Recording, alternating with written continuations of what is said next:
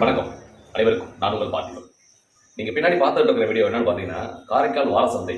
காரைக்கால் வாரசந்தை மூலமாக நகராட்சிக்கு வருமானங்கள் வந்து கொண்டிருக்கிறது என்பது ஒரு கணிசமான உண்மை. அப்படி இருக்கின்ற பட்சத்தில் அங்க இருக்கிற வியாபாரிகளும் வருகின்ற பொதுமக்களும் எந்த அளவுக்கு பாதிக்கப்படுகிறார்கள் என்பது வந்து ஒரு ஆபத்தான விஷயமா இருக்கு. மாடுகள் வந்து நிறைய மாடுகள் சந்தைக்குள்ளேயே சுற்றி தெரியுது. அந்த காட்சியை தான் நீங்க பார்த்துட்டு இருக்கீங்க. இதை வந்து தற்சமயத்துக்கு நம்ம எடுக்கப்பட்டது. அடுத்த வாரம் இதனோட முழு வீடியோவை நான் உங்களுக்கு கொடுக்குறேன்.